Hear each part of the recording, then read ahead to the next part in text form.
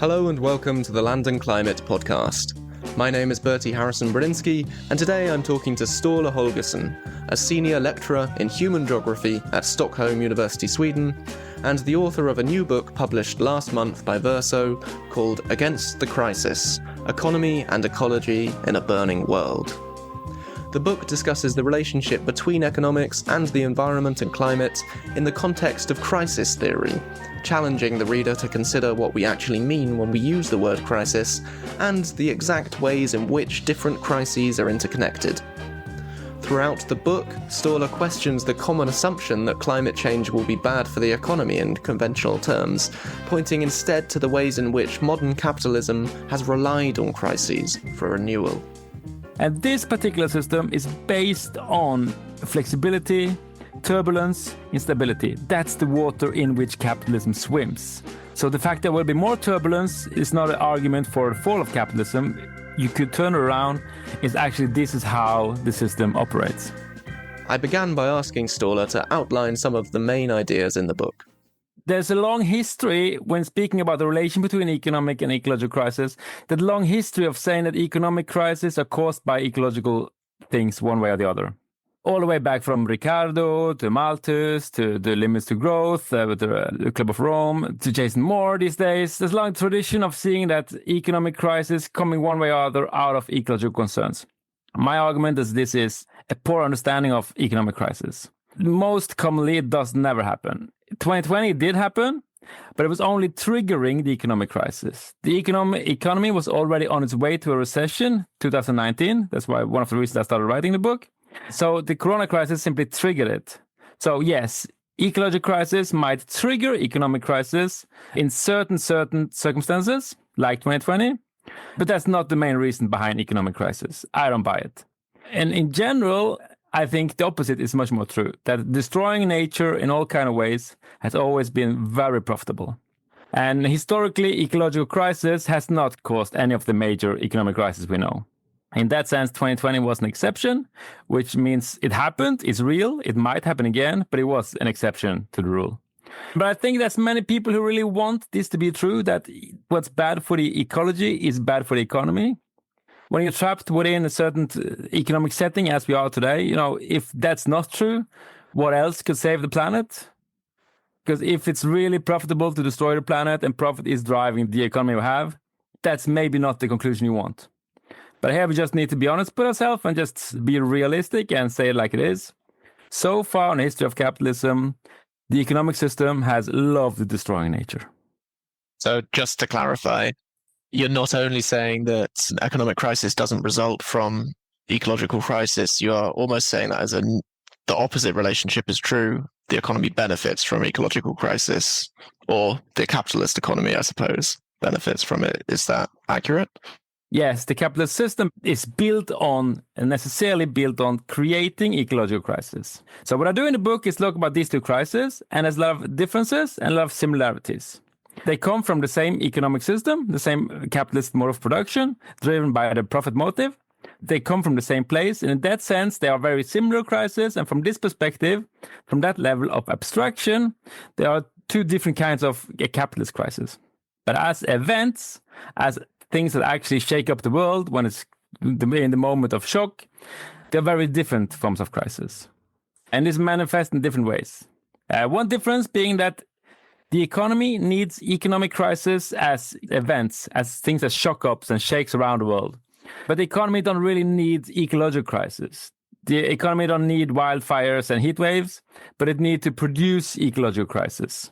So that's kind of the thing, one of the main things in my book, going back and forth between these two crises and look at similarities, differences, and how they interchange and not. You talk early on in the book about kind of definitions and ontologies and crisis theory in the sense of what constitutes a crisis. And am I right in thinking that you opt to talk about crises more as those shock events and less as those continual states of being, at least in the economic sense? No, I insist on seeing both. Crises are both events and underlying process and structures. I indeed say that a definition of a crisis, and here's me coming with definition. So one of the problems in crisis talk in general is a lack of definitions. People use it all the time, all over, to mean just all kind of things. And I insist, if everything is crisis, nothing is, so then we need a definition. And my definition is crisis is a social paroxysm. A paroxysm being the sudden outbreak of a known disease. So there's something happening that's related to something underlying. That's the definition of a crisis. The crisis is some kind of turning points that necessarily builds on three elements. One, an event happening relatively fast. Two, this is embedded in underlying structures and processes. And three, it has negative consequences for humans or animals or something. So without the first, we can have all kind of permanent problems. Without the second, we can have all kind of things happening by chance. And without the third, we can, in theory, have something that's everybody happy about, which isn't a crisis. Perhaps you could talk us through some kind of case studies of that relationship between ecological crisis and the economy. If we go into underlying structures, we need to analyze the political economic system. But if we go up and look at the history of Earthsea crisis, that's events, we can see something interesting. For example, there's this claim among politicians that we need a good economy in order to take care of the ecology. As soon as there is an economic problem, as soon as there's any kind of economic concern, always happens, ecology is put aside. Climate change, the question of climate change, put aside immediately. Because in order to save the system, you need to solve the economic crisis, but you do not have to solve the ecological crisis. This is the main argument, and there's also theoretical legitimation for this in the so-called environmental customs curve. But okay, interesting look at the data. When did actually emissions not rise? The number from the top of my head, I think it's 1944, I think it's 73, I think it's 89, I think it's 2008 and 2020. Maybe I forgot the number or two there, just from the top of my head. But the general thing, apart from the fall of the Soviet Union and of Second World War, is that emissions of greenhouse gases decrease only in economic recessions, which gives a quite interesting thing to it, that it's only when politicians do not try to solve the ecological crisis that emissions actually decrease. So profit becomes the massive thing everything circulates around. What you say there sounds very similar to degrowth arguments around the more production that's happening, the more emissions there are going to be. And I know that's a bit of a reductive simplification of those arguments, but that is perhaps what a lot of environmentalists believe. But you don't entirely endorse that way of thinking either. Am I right in saying that you think there's some truth to it, but it's not as simple as some degrowthers might say? Yes, I would definitely say growth is a problem here. We cannot ignore that fact. It's just so obvious. We cannot have like an economy growing 10 times in 100 years or whatever. There's no future on this planet if that's continue for too long. But degrowthers have a few problems. There's a bunch of different forms of degrowthers and all that. But growth is not the core of the economic system of capitalism. It's profit. That's one thing. And second, if we're building an alternative, of course, in short term, some things will grow more, building more trains or whatever, and not degrowthers. Most degrowthers would accept this argument. But my main concern then is just more strategically. Should we go around, try to organize the working class for a different ecological kind of society based on argument on less growth, when many people from the working class, from the poor strata of society, hardly can afford Christmas presents for the kids?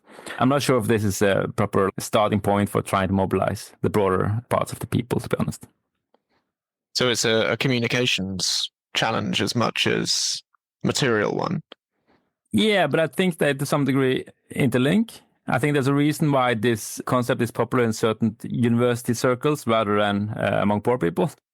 Because it will automatically mean, or be interpreted as meaning less things for normal people. Yeah, it will. And I know a lot of degrowthers and well-meaning, very good degrowthers will say this is not about, of course, it's not about making poor people poorer. Of course, I understand that degrowthers don't think that. But it's hard to read that slogan otherwise. It's very hard, and it will be read like that. And I don't think there's any way out of it, to be honest. And also the question of more or less growth, because you have alternatives like post-growth or etc., which I think is better. But it also points to growth being at the center here, but it's not. Remember, it's profit and different ways of organizing society, and a truly like ecological way of organizing society. It should focus on different measures than more or less of things. It should have some kind of planned production within limits that the nature can hold. Likewise, you don't fully reject arguments around investment, Keynesian arguments or neo-Keynesian ones, but you do put caveats on them, right? And have some hesitations around the kind of Green New Deal era focus on investment. Perhaps you could tell us a bit more about that? I think this is a very difficult discussion because compared to everything we have today, any Green New Deal will be absolutely fantastic. And that's just the starting point. So if I was sitting in a parliament and could vote for a Green New Deal compared to what we have today, I would vote like any day. Having said that, also like degrowth, Green New Deals also come in different forms. And I think there are some problems with a few of them. Most of them are centered around some kind of Keynesianism. The main argument is that, of course, we should solve both economic and ecological crises through the same policy, which of course is very relevant for my book. But also through my book, I can show some problems or some challenges to this strategy. So first, shortly, that investments alone, which very often is the key policy tool for Green New Deals, investments alone do not solve crises, neither ecological ones nor economic ones. There's always more to it, more to a solution to a crisis than only investments. That's one thing. The other thing is, what if this one policy tool cannot solve both crises? By that I mean that by one way or the other, you cannot have both economic growth and a better climate or a better environment one way or the other. Which crisis will need to wait? And I think it's absolutely given that no matter how progressive politicians you have working within the system of capitalism, if you have both an economic problem and ecological problem, the ecological one can always wait. And the third argument, if it does work, what if it actually happened to reduce emissions and save the economy? What kind of regime of accumulation is this? It's some kind of short-term policy tools, maybe in 10, 20 years, but okay, what about after we build all this electrification, all that? What kind of capitalism is it? If it's capitalism, what kinds of exploitation do you have? What kinds of expropriation do you have, etc.? The fourth critical argument is that it's presented as a win-win situations.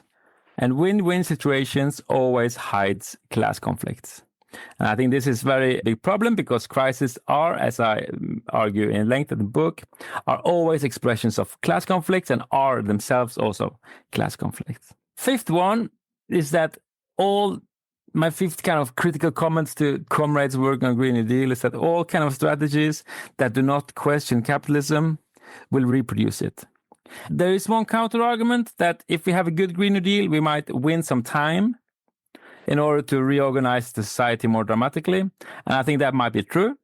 But it might also be true that some kind of a Green New Deal or green Keynesianism might be the most civilized way into climate catastrophe. So again, just to have a go at summarizing some of that to check we've got it right. You talk about Keynesianism as being a kind of crisis management, so it's mitigating some of the harms of the cycle of crisis within capitalism, but by doing so also sustaining that cycle. Is that how you would see it? Yeah, yes. How does that kind of crisis theory element of it relate to degrowth arguments and perhaps other socialist arguments as well? So I have critical comments to this green Keynesianism, which is one form of, or most often one form of eco-modernization. But I'm also skeptical to the degrowth argument for a reason I just mentioned. And I think people on the left, socialists and social-minded people on the left, need to think more about what other kind of ways forward we need, which is not either eco-modernist or degrowth. Right now, there is this polarization between eco-modernism and degrowth, which I think is very unhelpful. We should try to think beyond that dichotomy and try to figure out what a truly sustainable alternative could be. And how does kind of changing the way that we think about the concept of crisis fit into that? Because I know that, a lot of socialist thought imagines an inevitability to the fall of capitalism involved with crisis. Yeah, so there's always socialists who think the capitalism will fall. And adding climate change to that, no surprise that also a lot of socialists think capitalism will fall with climate change or global warming. So in my book, there's two main arguments. One is that capitalism produces crisis and crisis reproduce capitalism. And these are two arguments from different perspectives. And depending on which perspective we see the world from, it matters massively. The world looks very different from two perspectives. So from one side, if you see how crises are produced, the system looks very fragile. The system looks very weak. It looks like it's falling apart. It's creating all these kind of problems. From the other perspective, seeing how capitalism reproduces itself through crisis and how crises are solved, the system looks very strong. It looks extremely flexible, and it seems to be able to adapt to anything. So depending from where you see the totality, so to speak, from where you see either from the perspective of how crises are produced or how they are solved, you see very different things. And I think when people look at the future and see like, okay, climate change is coming, global warming is coming, this will be the end of capitalism, they are very often seeing it from this one perspective. How problems are accumulating, how problems are just coming and becoming bigger and bigger, and how can the system, possibly survive through this? Adding the other side to that capitalism is a very flexible system, I think adds some complexity to it, which is very important to bring with us. So if we're going to take that shortly and see into the future, always when seeing into the future, we must start by being humble. We don't know, nobody knows, but I think there are some arguments that capitalism can survive pretty well in a warmer world. So, for example, you have this Jason Moore argument, end of cheap things. And he says that the things have become cheaper and cheaper for 500 years, but exactly now, when he's writing his books, capitalism is falling apart, or is falling. And that's a very classical thing with collapse theory, that people say that's been a long tendency for a long time, but exactly now, when I'm sitting here and writing my stuff, things are falling apart. And I think this just underestimated flexibility in capitalism. And there's this argument that global warming or climate change will come with a lack of food, so a lot of people will die, which of course might be true or will be true. But the fact that people are dying has not historically been a problem for capitalism. Remember, this system is built on colonialism, imperialism, genocides, war, etc. A lot of poor people dying has historically not caused the system to fall. And there's argument that previously in history, before capitalism, when there were turbulence in the climate, this normally also meant changes in the political economy. And that might be true historically. The major difference now, of course, we are living in capitalism and not any other systems. And this particular system is based on flexibility, turbulence, instability. That's the water in which capitalism swims. So the fact there will be more turbulence is not an argument for the fall of capitalism. You could turn around. It's actually, this is how the system operates. And then you have some arguments saying that the transition away from fossil fuel will be so massive, with so many stranded assets and so much capital being devalued, that this will cause a massive economic crisis, and that will be the end of capitalism. I have a few objections. One, we don't know exactly if that will cause an economic crisis, of course. That transition is impossible to say. Historically, we know that just because money is devalued doesn't mean that normally trigger an economic crisis. But we also know that when it does trigger or an economic crisis happens, capitalism do not fall apart because of economic crisis. That's how it works. That's how it develops and reinvent itself and come out even stronger. And to be honest, I don't see any other economic systems that are more adaptable or a world full of global warming and chaos and mass murder than capitalism. Do you think that there is a kind of escalation or accumulation of our current crises, or is it more a sustained crisis or sustained state of crisis that isn't necessarily building in the way that many people might think? And obviously, in an ecological context, some of that might be different, but I know there are already studies suggesting that growth has been quite significantly impacted and will be much more dramatically by 2050. Do you see that kind of trend as a sign of escalating economic crisis, or is that something that the system can adapt to and bounce back from? When people look at economic crisis and trying to make more general arguments, they are very often blinded by their own situation, the time they are in. We can see the history of crisis theory. Everybody is kind of obsessed with their own situation, their own immediate impact on the latest trend, and they take that trend into the future, but then they are mistaken somehow because future fucks up. Today, there is a problem with lower productivity. There is definitely not as good growth as a lot of people would have hoped for, etc., etc. A lot of problems. If we just take those trends into the future, yes, that will be a massive problem. But future is full of events that will shake things up. I don't think there is any problems in the economy that a proper World War III, with its massive killings and destruction and all the horror that comes with it, cannot solve. The way the Second World War was the best creative destruction capitalism has ever seen, there's no reason why a similar thing cannot happen again. And this will be a catastrophe from another world. It will be absolutely devastating, but that's how this system is reproduced. And I think this is a very important way of understanding the system and seeing the system rather than looking for trends that points toward the collapse of the system, because then people will be disappointed over and over again. It doesn't then need to be a World War III. It could also be all kind of relatively minor problems here and there, also reproducing capitalism. Having said that, in order to not end on a very depressing note here, all these crises, those of us who believe in humanity in all kind of ways, should struggle and go into this crisis fighting and trying to win them. But I think we do that better if we understand that this is a way of the system, this is a part of the system, rather than naively thinking, oh, this is another opportunity. As soon as there is a crisis, you always have people from left running over like, this is an opportunity, and then they're disappointed over and over again. It's not an opportunity, it's a problem, it's a part of the system, and we need to fight it. And hopefully my book can contribute in clarifying what part of the system this is in order to be able to fight it. My thanks to Ståle Holgersen for coming on the show, and to Vasco Kostovsky for our audio engineering. Against the Crisis, Economy and Ecology in a Burning World is available now from Verso, and you can find links to it as well as to other further reading in the blurb below. If you haven't already, please do remember to subscribe on your favourite podcast platform to our show, and to check out our other episodes and articles online at landclimate.org, such as Camille Corcoran's new analysis of how fossil fuel companies use the threat of multi-billion-dollar lawsuits to prevent countries in the global south from decarbonising. This will be our last episode before the new year, so have a great holiday period if you're celebrating, and we will look forward to returning next month. Until then, thanks for listening.